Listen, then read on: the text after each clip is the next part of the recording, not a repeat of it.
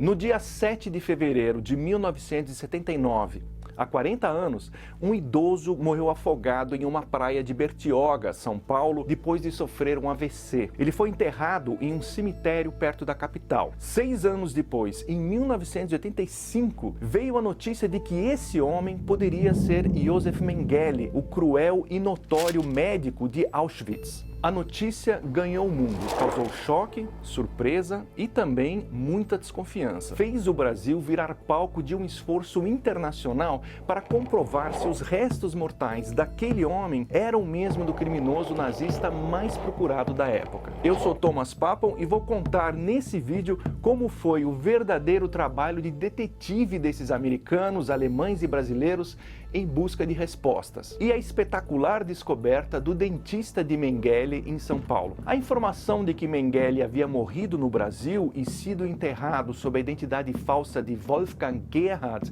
veio da própria família de Mengele na Alemanha. For there's no doubt the numerous and reticent Mengele clan, as they're often referred to, always knew where Josef Mengele was hiding. Karl, his father, visited him in Brazil in the 50s, and 6 years after the death in Brazil, the Mengele family have suddenly started producing information about how they kept in touch. O fato é que todo mundo, em especial sobreviventes do Holocausto, queriam saber se isso era verdade. Mengele era praticamente um símbolo das atrocidades cometidas pelos nazistas na Segunda Guerra. Ele chegou a Auschwitz, um complexo de campos de trabalho forçado e de extermínio na Polônia, em maio de 1943. Ele fazia pesquisas sobre teses nazistas de purificação de raça e fez experimentos em mais de 3.000 gêmeos que eram entregues a ele assim que chegavam ao campo. Ele matou centenas e dissecava seus corpos. Mengele não era o médico-chefe de Auschwitz, mas foi chefe do corpo médico de Birkenau, que foi o maior dos 40 campos de Auschwitz. Estima-se que morreram ali cerca de 1 milhão de pessoas durante a guerra. Cerca de 30 médicos trabalhavam em Birkenau. Fazia parte do trabalho deles selecionar de uma rampa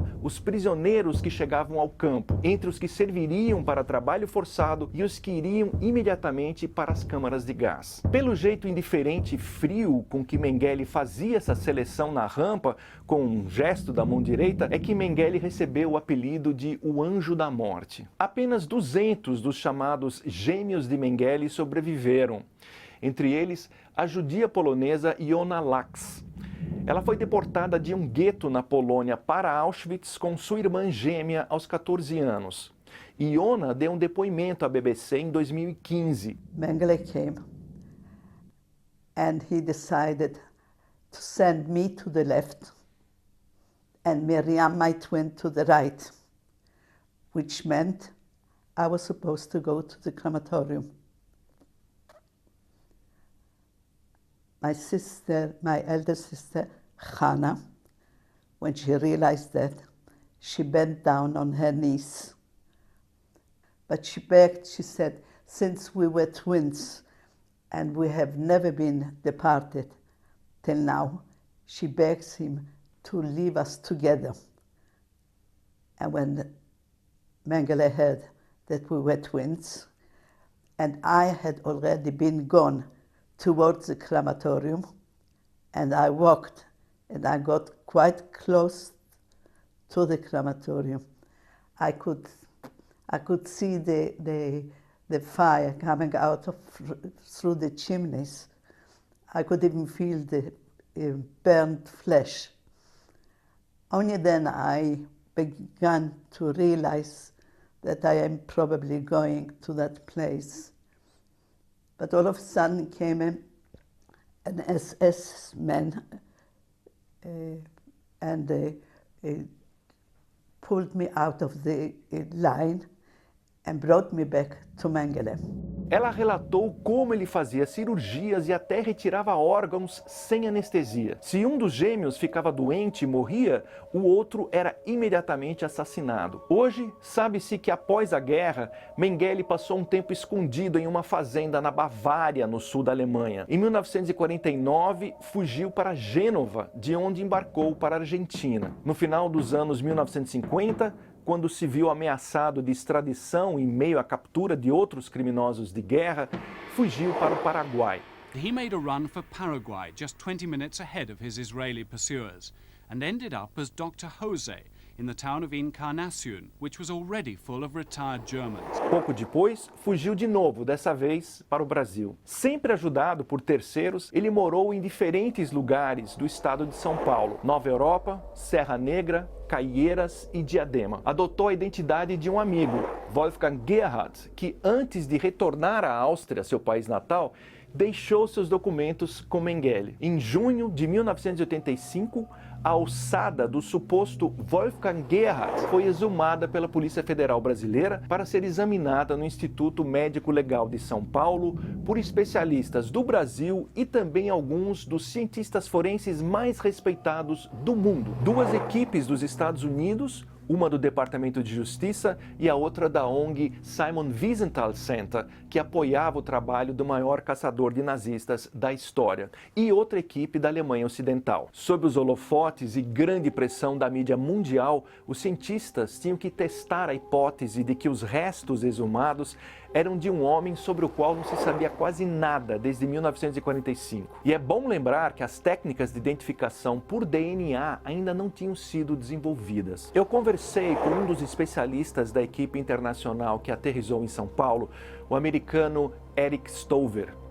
Ele falou dos poucos dados que tinham na mão para fazer a identificação dos ossos. There were his SS records, Mengele's SS records from 1948.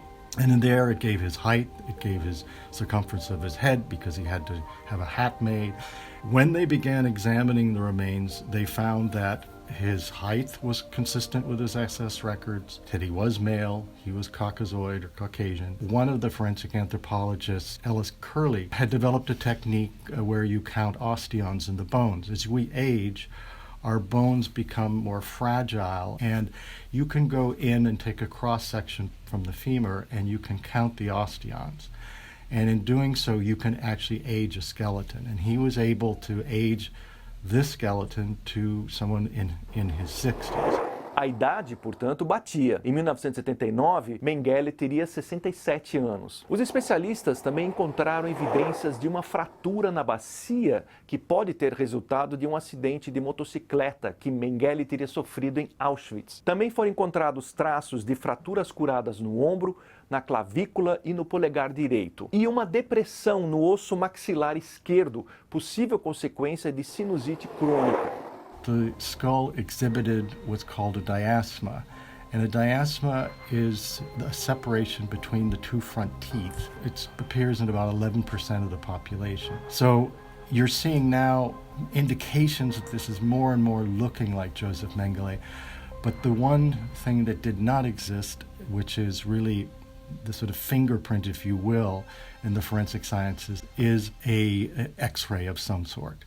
Ao final dos exames, os especialistas americanos se reuniram no quarto do hotel em que estavam hospedados para preparar o seu relatório. A redação ficou a cargo de Stover. O relatório dos americanos concluiu com razoável certeza científica que a alçada era de Mengele. A equipe alemã também chegara à mesma conclusão pela análise que fizeram do crânio, usando uma técnica de superposição de imagens, desenvolvida pelo antropólogo Richard Helmer. Ele sobrepôs fotos do criminoso nazista sobre imagens do crânio e constatou consistências em áreas-chave como olhos, boca, nariz e queixo. Em uma apresentação coletiva à imprensa no dia 21 de junho, o chefe da Polícia Federal Brasileira, delegado Romeu Tuma, confirmou a identificação e a morte de Joseph Mengele.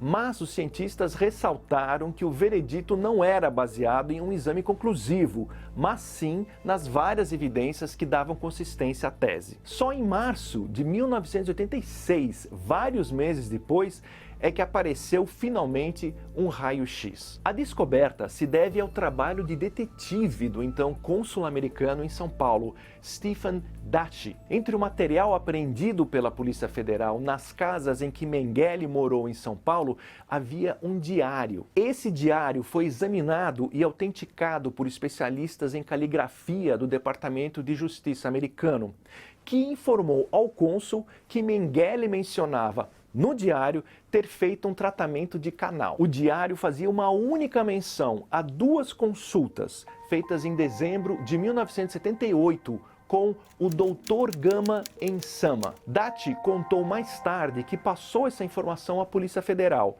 que retornou algumas semanas depois, dizendo que não tinha conseguido achar o Dr. Gama em Sama. O cônsul, que por acaso tinha sido dentista, resolveu continuar a investigação por conta própria. Ele notou um padrão no diário que seria chave para o enigma. Mengele tinha o hábito de abreviar nomes. O cônsul deduziu então que Sama poderia se referir ao bairro de Santo Amaro, na zona sul de São Paulo, onde Mengele tinha morado. O cônsul e o vice-cônsul, Fred Kaplan, consultaram edições antigas da Páginas Amarelas e chegaram ao nome do Dr. Erci Gonzaga Gama Ângelo, em Santo Amaro. Acompanhado por um agente da Polícia Federal, o cônsul visitou esse dentista. Ele confirmou ter feito um tratamento de canal nas datas mencionadas por Mengele em um paciente que se identificou como Pedro Hochbichler. Esse era o primeiro nome falso usado por Mengele no Brasil. A má notícia é que o Dr. Gama não tinha raio-x da arcada dentária de Mengele, mas ele se lembrava do dentista que tinha indicado o paciente para o tratamento, o Dr. Kasumasa Tutia, cujo consultório ficava a apenas algumas quadras dali. O cônsul foi então ao consultório do Dr. Tutia, que se lembrava do paciente, e perguntou casualmente ao dentista se ele tinha algum raio-x de Hochbichler. O dentista respondeu: "Espere um minuto." Voltou 30 segundos depois, com 8 filmes dentários. A BBC News Brasil tentou contato com o dentista, mas ele não quis falar sobre o caso, que considera um episódio encerrado na vida dele. Mesmo com o raio-x reforçando a conclusão dos cientistas, ainda havia uma parte importante que não estava totalmente convencida: o governo de Israel, que só se convenceu quando foi feito em 1992 um exame de DNA comparando amostras retiradas dos restos mortais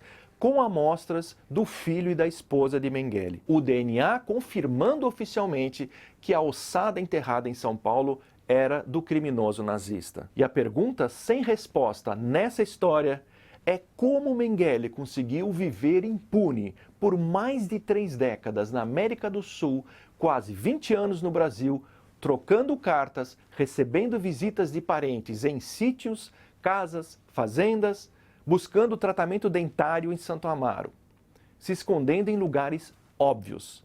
Quantas pessoas sabiam de sua verdadeira identidade e ajudaram a esconder no Brasil o criminoso nazista? E se você quiser saber mais sobre essa história, clique no link abaixo para ler a reportagem completa na BBC News Brasil.